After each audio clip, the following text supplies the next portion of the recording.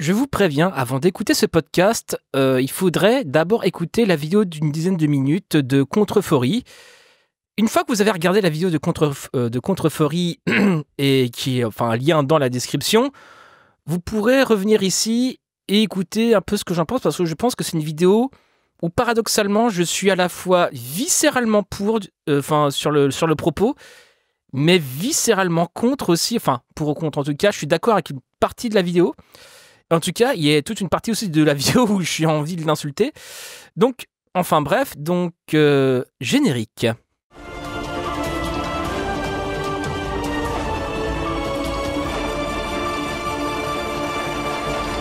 Allez, bannissez-moi ce connard.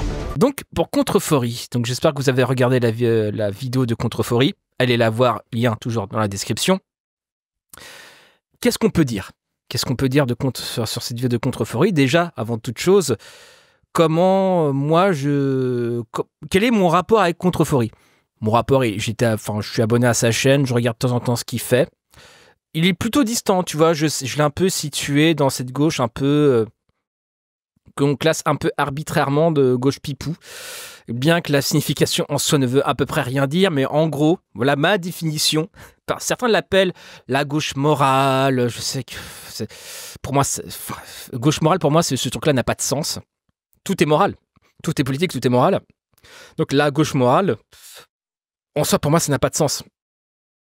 Par contre, oui, je peux te donner une définition. C'est une certaine sphère de gauche qui prend un malin plaisir à dire publiquement avec une certaine forme ostentatoire qui pisse plus à gauche que le voisin. Ça, pour moi, voilà pour moi ce qu'est la définition de la gauche entre guillemets pipou. Donne ta définition dans la description. Donc voilà, j'avais un peu classé par réflexe en regardant un peu ce qu'il faisait.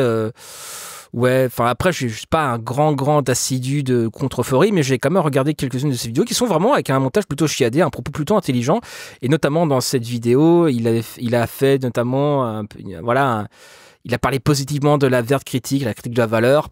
C'est plutôt un courant dans lequel plutôt j'appartiens, on va dire. Donc, j'ai fait un podcast avec Benoît Bibunel de la critique de la valeur, justement. Et lien dans la description. C'était un peu le placement de produit.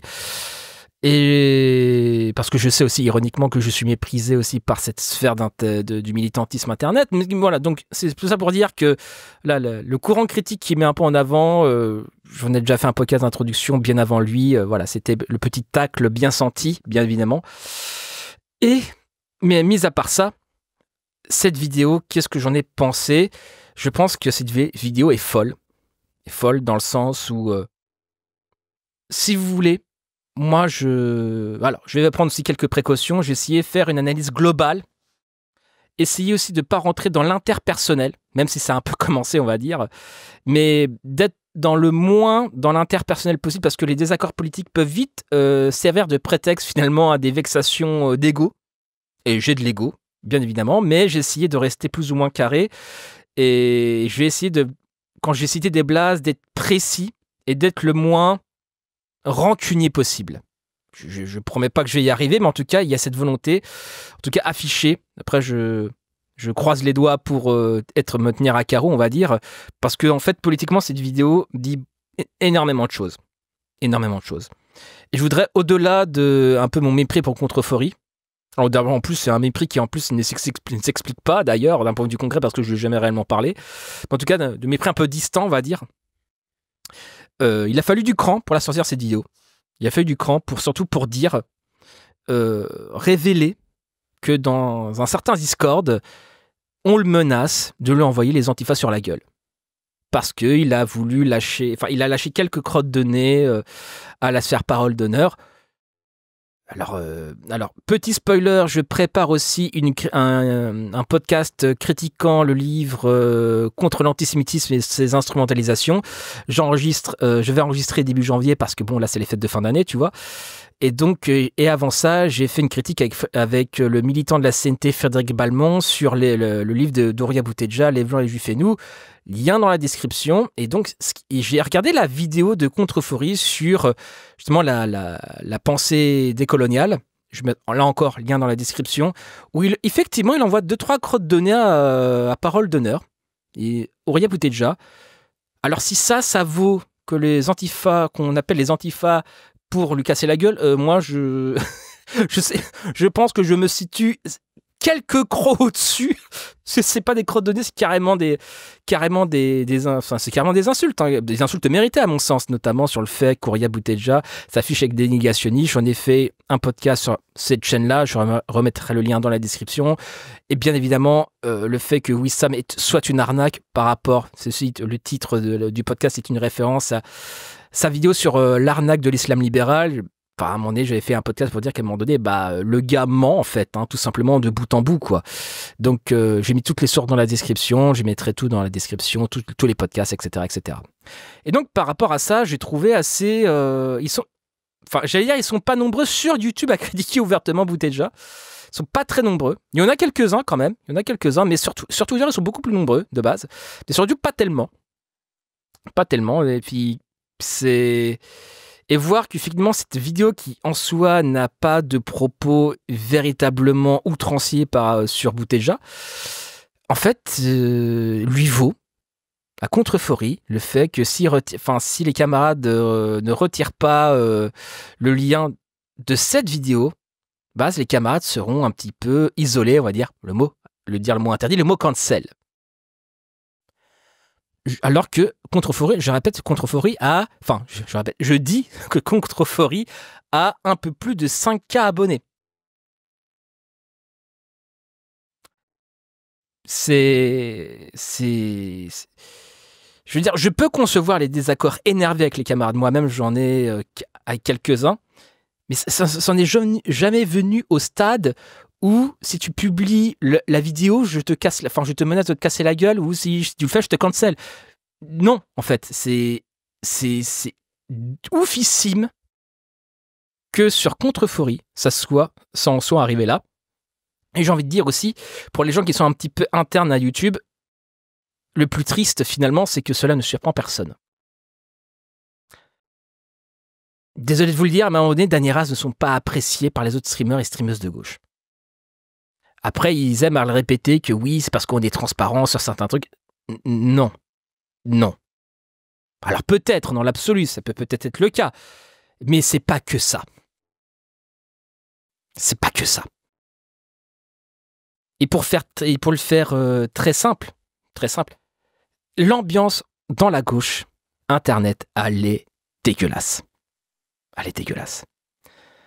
C'est-à-dire que c'est un des facteurs qui m'ont fait quitter Twitter et qui font aujourd'hui, que j'ai pris la décision, déjà il y a pas mal de temps, mais qui la décision, je veux le dire parce que j'ai jamais été vraiment très clair là-dessus, enfin en tout cas j'ai jamais fait une annonce publique, que j'inviterais beaucoup moins, j'ai pas dit jamais, enfin je dis pas jamais parce que je dis ça et dans 15 jours je vais le faire, mais j'inviterais beaucoup moins de camarades de Twitter, etc., etc. J'en inviterais beaucoup moins issus de la sphère gauche Internet parce que c'est prise de tête, frère, c'est prise de tête. Le milieu, déjà la gauche militante IRL, déjà on peut considérer quelque part c'est un petit peu un panier de crabes déjà en soi. Même le militantisme en soi c'est un panier de crabes. C'est un enjeu de pouvoir, de positionnement, etc. Mais sur Internet il y a vraiment un aspect vraiment cours de récréation, vraiment un peu puéril. Et je trouve que des fois il y a des tournures. Enfin il y a vraiment des, je trouve. Enfin pour faire très simple, pour résumer l'idée, c'est ok, loin de moi en fait. Ok, je suis sur très peu de Discord, je collabore, là j'ai collaboré récemment avec le jeu des sociologues, tu vois, ou avec d'autres, mais en soi le nombre est beaucoup plus réduit qu'à une période en fait, parce que moi j'ai fait un pas de côté par rapport à ça, je dis non mais là il y a, moi je veux bien, je suis pas diplomate, j'ai un caractère, on va dire ça comme ça, je suis pas forcément le meilleur diplomate du monde, je le conçois, mais à un moment donné non, il y a des points. Je pense que vous devinez lesquels où je ne transigerai pas et ça sera aux autres de céder du terrain, ça sera jamais à moi. Je vous le dis honnêtement, sur certains sujets militants, je ne céderai pas une miette de terrain. Pas une miette. Vous aurez hurlé, me menacer, je ne céderai pas une miette sur certains points.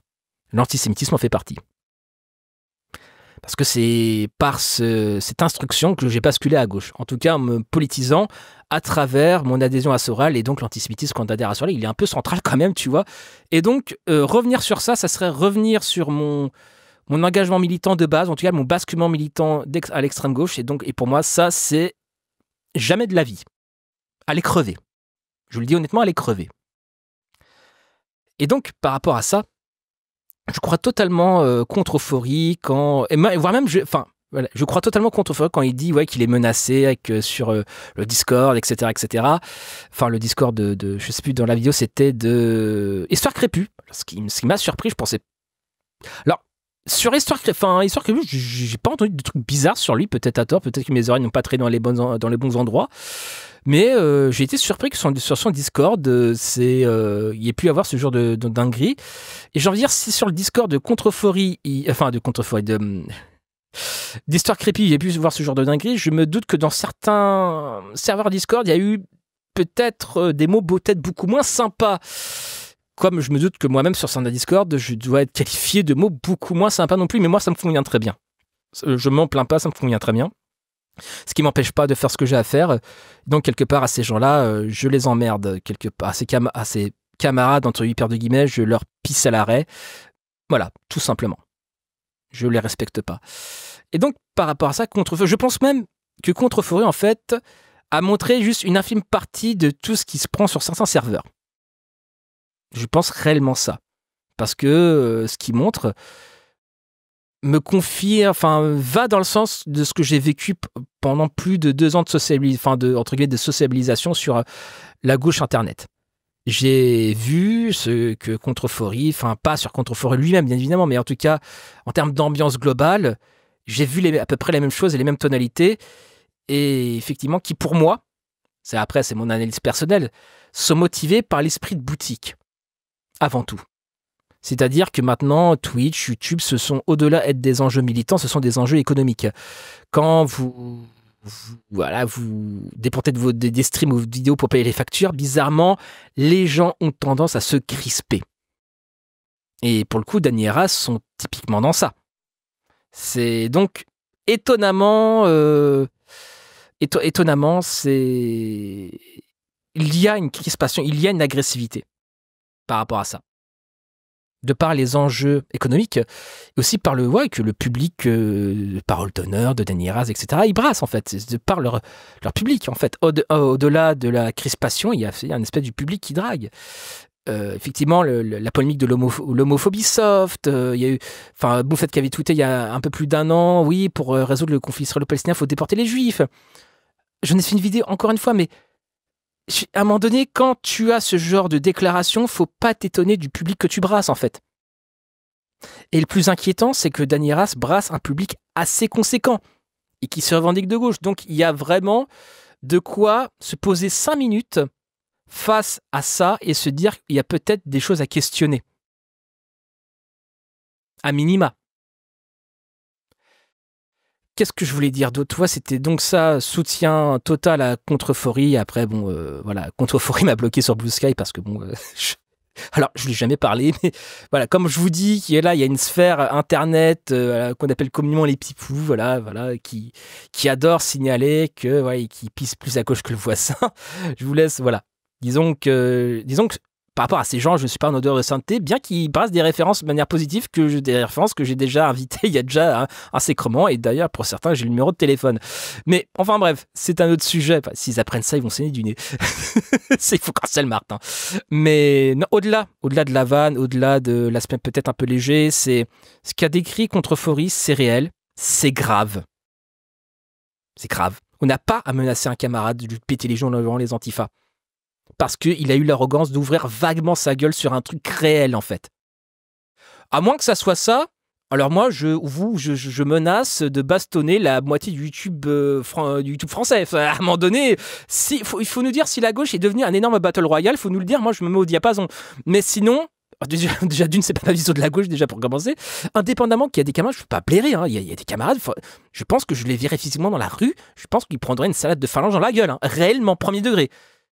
Premier degré, parce que là, on en vient un peu à la transition un petit peu sur le fait il faut soutenir le camarade de Contre Euphorie, allez lui donner de la force, allez vraiment regardez sa vidéo, lâchez un com positif, soutenez-le, lâchez des likes. C'est important. Ce qu'a lâché Contre Euphorie sur ça, c'est pas anodin, c'est pas un point de détail. Et par rapport à ça, justement, par rapport là, c'est un peu, là, j'en suis venu à l'aspect vraiment, je soutiens Contrefourie. Par ailleurs, il y a pas le choix à un moment donné quand t'es de gauche, quand tu vois la dinguerie, frère. Bon, voilà quoi. Il y a pas d'autre choix à faire. Mais en tout cas, si t'es un minimum sérieux, quoi. Mais là aussi, je suis dans l'aspect, je suis plutôt d'accord avec ce qu'il dénonce, dans le sens la violence, etc. Après, sur l'aspect jokerisation de la gauche, je vais garder ça pour la dernière partie, parce que là, ça sera plutôt en 3 parties. C'est le côté soutien qui vient d'être fini, le côté je suis pas d'accord avec ce qu'il dit et la fin, on va dire.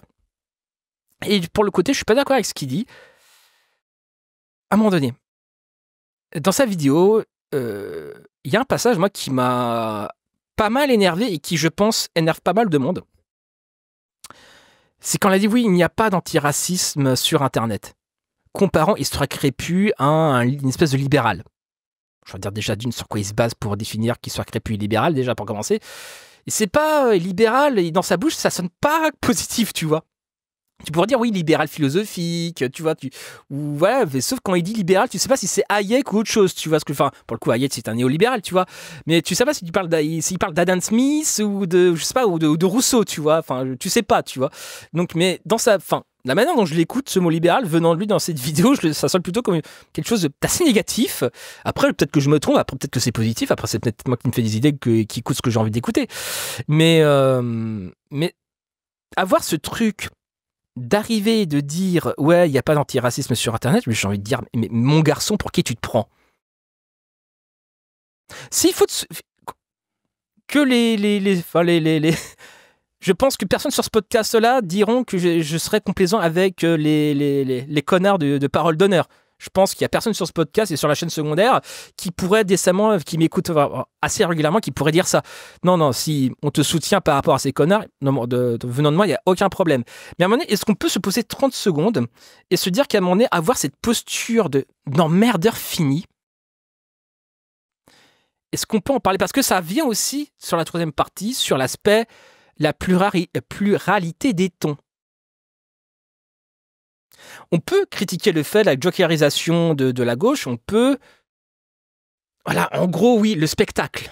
Voilà, en gros, oui, effectivement, c'est du contenu... Enfin, Danny Raz représente très bien ça, pour le coup.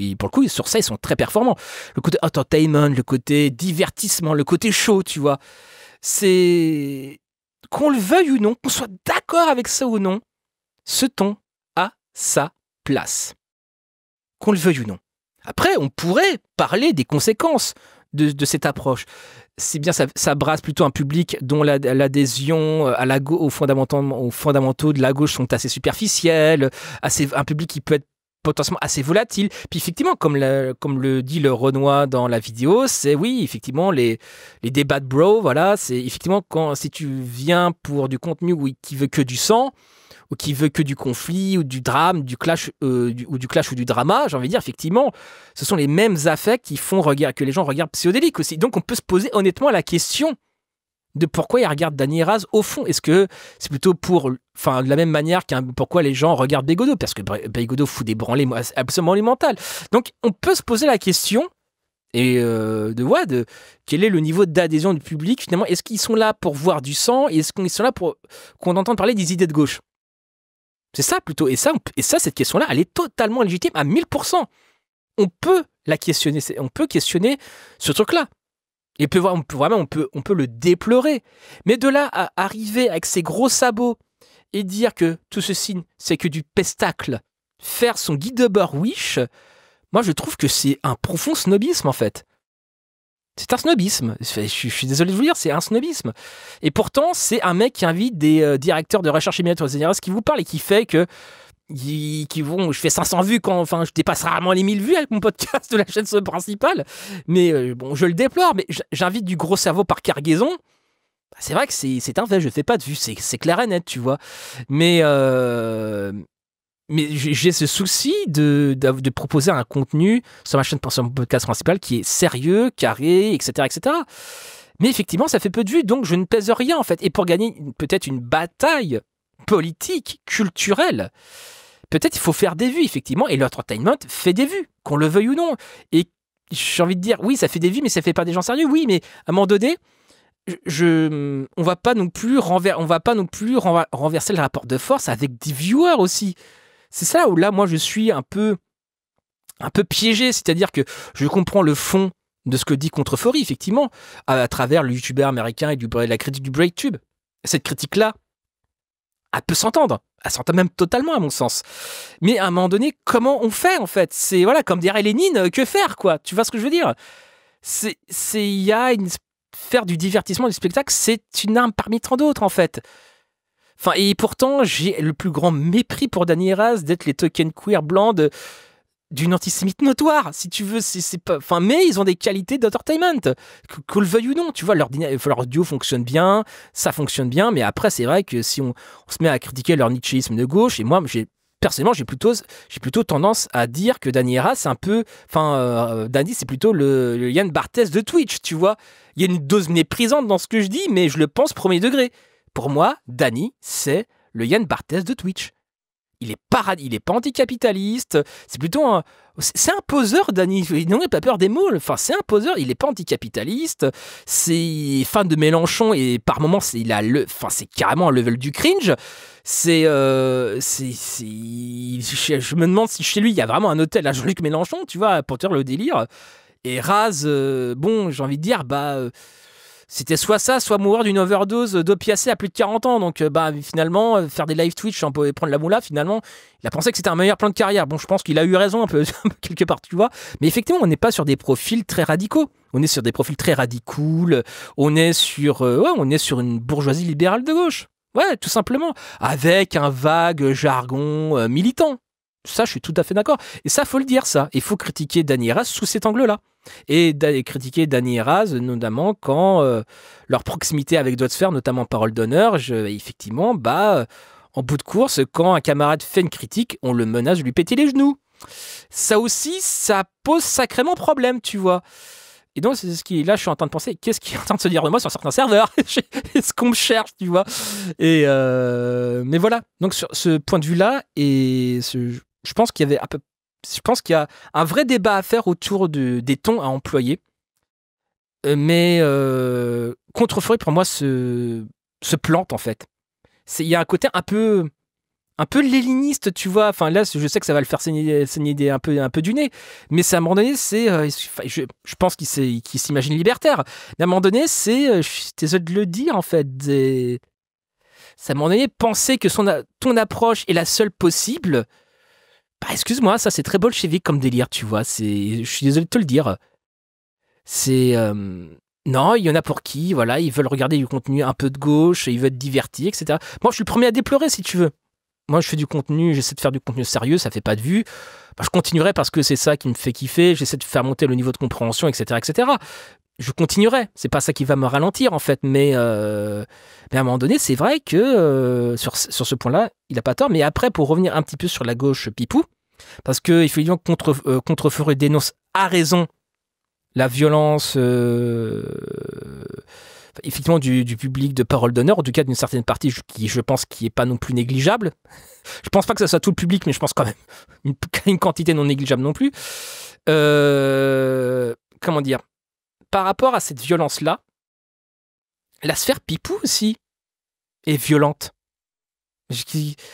Est-ce que là, c'est l'aspect un peu ouin-ouin, c'est l'aspect un petit peu là où je vais rentrer un petit peu dans l'interpersonnel et dans la rancune, en fait. C'est-à-dire que quand il y a un peu plus de 2 ans, on avait sorti le podcast avec le Social Club sur les Z. À un moment donné, alors que, enfin, un jour, le Social Club en parlera de sa bouche, mais là, je vais un petit peu en parler, tu vois. Mais quand j'ai vu le Social Club supplier Zététique Métacritique, en fait, pendant des jours et des jours et des jours, ne serait-ce que pour avoir une réponse, ne serait-ce ce qu'ils pensaient du délire, en fait. Et qui n'ont jamais daigné lui répondre en plusieurs jours de suppliques. Parce que tu comprends, nous, on se mélange pas, en fait, avec le bas peuple, nous, on se mélange pas avec les confus, nous, on se mélange pas avec ce connard de Martin Eden qui a un ascenseur alien et qui, voilà, manie, nanana, voilà. Voilà, je vois à peu près la logique, je la connais que trop bien, d'ailleurs, enfin, c'est ce qui me fait un peu vomir. Mais voilà. Et donc, quand les podcasts sont sortis, ils étaient ce qu'ils étaient, moi, franchement, je les renie pas. Effectivement, là, par contre, vous êtes passé, enfin, cette sphère un peu controversée, je sais pas comment il se positionne sur cette sphère, ça se trouve, je me plante complètement, il est pas dans celui-là, mais de ce que j'ai vu, je le place un peu dedans quand même, tu vois, à mon avis, après étude de mouillé, mais malgré tout, c'est là, bizarrement, la esthétique métacritique et leurs satellites se sont mis à nous cracher dessus, eux qui, la veille, avaient un silence de tombe. Ils se seraient juste pointés et dire « Ouais les gars, si vous sortez le podcast, on va prendre une sauce, évitez s'il vous plaît, on n'a pas les... Enfin là, pas en ce moment, on n'a pas le temps pour ces conneries. Non, on veut pas prendre une sauce à cause de vos conneries. » Je leur fais « Ah ok, bon vas-y, on passe à autre chose. » Ils m'auraient juste dit ça aurait suffi.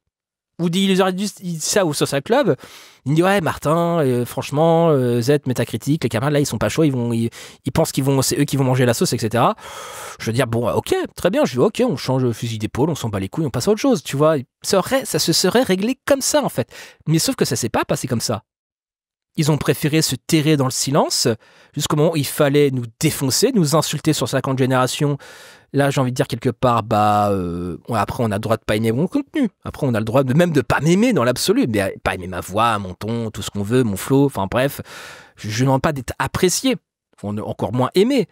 Mais là, on nous a carrément inventé une vie de long en large et en travers. On nous a plombé la gueule et d'ailleurs, ils se sont pas hésités à s'associer avec des négationnistes pour nous pourrir la gueule, hein, d'ailleurs. Hein. Cette bande de connards. Voilà, de réécrire l'histoire, etc., etc. Mais moi, j'ai vu ça, mais j'avais désactivé mon compte parce que sinon, j'allais insulter tout le monde, en fait. J'allais réellement, premier degré, agresser du monde, en fait. Parce que, je sais pas si vous voyez... Enfin, oui, mais Martin, va avoir la tête froide. J'ai eu la tête froide, j'ai eu une décision assez responsable de désactiver mon compte Twitter pendant cette sauce pour éviter d'insulter la Terre entière, en fait. Parce que quand vous voyez des comptes Twitter de plus de 1000 followers gober un narratif sur vous que vous savez assez faux, en fait, vous êtes là, vous avez dû... Enfin, moi, personnellement, j'ai eu du mal. La pilule a eu du mal à passer, tu vois. Et surtout que ça a eu des conséquences pour le Social Club, qui peut-être un jour, il en parlera. Mais moi, ce qui me rend le truc d'autant plus difficile à accepter, en fait. Ces gens-là se sont essuyés sur ma gueule. Littéralement, en fait. Et pire, nous ont inventé une vie, n'ont pas hésité à s'associer avec la réaction, ce qui est quand même assez bizarre pour des pipous d'ailleurs. Hein. Et eux qui mettent un poids d'honneur à ne pas s'associer avec des confus, des rouge-bruns, etc., etc. Eux là, ils n'ont pas hésité à s'associer avec la pire racleur d'Internet pour me plomber. Mais bon, ça, j'en dirais, c'est un point de détail, somme toute. Maintenant, comment est-ce que je voulais dire ça ? Donc cette attitude, finalement, de pipou, de signaler à la terre entière que oui, je pisse plus à gauche que le voisin. Encore une fois, je ne suis pas indifférent à la critique. Je peux entendre des critiques, je peux entendre ceci, cela, etc. Ou même des angles morts. À partir du moment où on va dans mes DM, ils me disent « Ouais, Martin, bon, t'es un connard, mais sur ça. » Je fais « Ouais, c'est pas faux. » Vous direz « Ah, mais on a plus fait comme ça parce que voilà pourquoi, les conditions du truc, etc. » Voire même quelques comptes Twitter qui m'avaient plombé à l'époque. Un compte Twitter qui m'avait plombé à l'époque où on avait sorti les podcasts. Quelques temps après, la sauce est passée, on a un peu discuté, un peu la tête reposée, tu vois. Puis voilà, il a compris. Tu vas dire « Ah ouais, mais merde, j'étais pas au courant. » Je fais en même temps, c'est vrai que j'ai pas communiqué parce que de toute façon... Dans le genre de situation, dès que tu commences à te justifier, c'est fini, en fait, tu re-signes pour une sauce. Donc moi, j'ai accepté d'être un sac de frappe et de dire que de toute façon, vas-y, c'est bon, j'ai les épaules, nique sa mère, de toute façon, c'est pas mon premier rodéo, si tu veux. Moi, j'ai déjà été SDF, j'ai connu les hôpitaux psychiatriques pour dépression, j'ai connu la rue, j'ai été SDF plusieurs fois, j'ai connu les abattoirs. Si tu veux, c'est pas une bande d'intellectuels en robe de chambre qui vont me faire trembler des genoux, si tu veux. Donc à un moment donné, moi, j'ai accepté, voilà, c'est parti, je tank, voilà, c'est comme ça. C'est comme ça. Donc, sans se plaindre. Et donc, par rapport à ça, mais sauf que j'ai gardé quand même une trace dans mon esprit, genre, ouais, un jour, tu vois. J'ai la tête de certains gravés dans ma mémoire. Si un jour je les croise, ouais, il reste quoi d'en manger une. Mais enfin, bref, c'est peut-être le truc le plus hardcore que j'ai pu penser sur des camarades. Mais encore une fois, en un peu plus de 2 ans d'activité, vous avez noté que j'ai jamais fait un contenu pour vomir ma bile sur ses camarades. Je n'ai jamais tweeté ou publié des trucs où n'allez pas regarder leurs vidéos, quel connard, etc. Jamais de la vie. Jamais. Jamais. Tout ça pour dire aussi que cette attitude de gauche un peu pipou, c'est-à-dire que je vais toujours prendre l'exemple de zététique métacritique, ça fait à peu près 1 an qu'ils n'ont pas sorti d'article. C'est bizarre, c'est comme si, comment dirais-je, le fait de cette pseudo-radicalité de pisser plus à gauche que le voisin, c'est comme si c'était une synergie un peu néfaste pour les activités de groupe, voire même pour les activités, entre guillemets, de création. C'est très bizarre. Bizarrement, enfin, que dès que quelqu'un bouge une oreille, t'as peur de les critiquer, et surtout, cette attitude-là, à la fois de, comment dirais-je, de militants comme BDH, qui essaie d'imposer, qui essaie d'intimider les gens qui trouvent qui les voient pour ce qu'ils sont, c'est-à-dire des racistes nés du mauvais côté du processus de racisation, quelque part. Et par rapport à ça, et donc, sauf que les militants de gauche, en fait, je pense qu'on a une des raisons pour le fait qu'on a assez peu de créateurs et créatrices de contenu à gauche, parce qu'on les voit, ça.